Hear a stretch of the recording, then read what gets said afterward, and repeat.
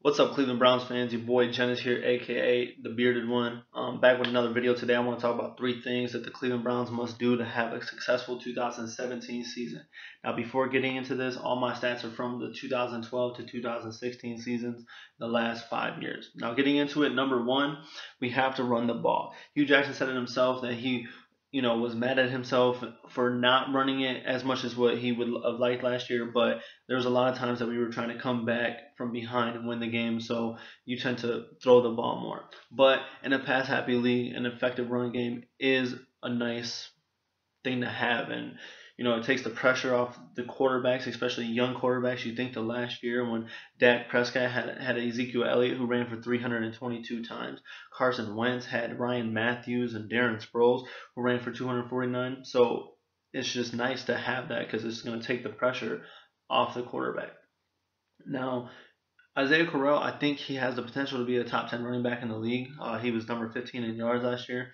I really think that he can be a top 10 running back overall in the league. We're just going to need to feed him the ball. Now, he's entering his fourth year, and every year his attempts have went up, and so have his yards. The only thing that's really went up and down was his touchdowns. He went from 8 to 4 to 7. So, but I just think if we feed him the ball more, he'll definitely be able to produce. You know what I'm saying? He deserves it. And then right behind him, you have Duke Johnson. So those two can definitely make for a nice 1-2 punch, which I would like to see be used more, be more part of the offense. So I'm looking for Corral to get anywhere from 13 to 15 carries and Johnson to get anywhere from 5 to 7 carries. Isaiah Corral, he's looking to break 1,000 yards for the first time in his career, and with a career average of 4.3 yards a run, he's going to need at least 233 carries this season to break 1,000 yards. Now, moving into number two, which is the more obvious one of the three, we got to protect Kizer. Like I said, it's very obvious, but over the years, we've had a hard time protecting our quarterbacks, especially our young quarterbacks. So it's definitely one thing that needs to happen. The offensive line needs to protect Kizer so he can, get in the rhythm and grow and build confidence. And now it's football. The sacks will happen. I just don't want it to be like last year when we were giving up 4 sacks a game. Last year in total we gave up 66 sacks, which is just staggering, and it's the most that we've given up since re-entering the league in 1999. So I just don't want to see that happen. And over the last 5 years, we've given up an average of 48.8 sacks a year, and I just don't want that. We haven't given up less than 30 sacks a season for a season since 2008.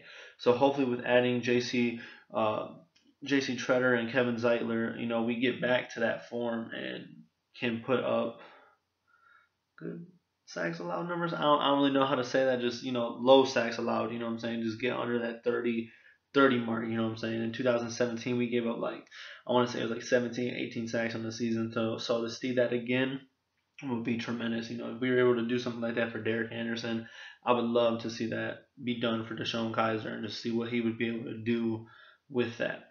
Now, moving into number three, the defense is going to have to keep us in games.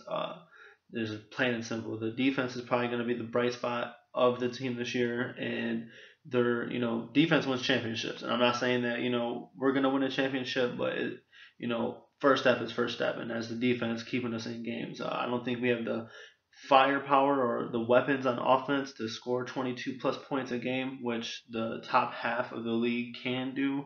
So the defense is going to have to keep us in the games. Through the 4 games in the preseason, we were able to hold our opponents to like 7.25 points a game. So which is awesome. We gave up like 1 touchdown and a handful of field goals. We shut out the Bears. And that's with first, second, third, and even some fourth string guys in there. So if they can just continue that kind of play throughout the season, it would definitely put the offense in the position to win games. The offense through the preseason put like 17 points a game, I think. So if we score 17 points and we can hold teams anywhere from 7 to 16 points, we'll be in good shape, especially. But it's it's definitely gonna be hard in games against like the Packers and the Steelers, who have like tremendous fucking offensive firepower, and then or even like the Colts with Andrew Luck. You can never not count on Andrew Luck, I guess. I don't know. Count him out, whichever.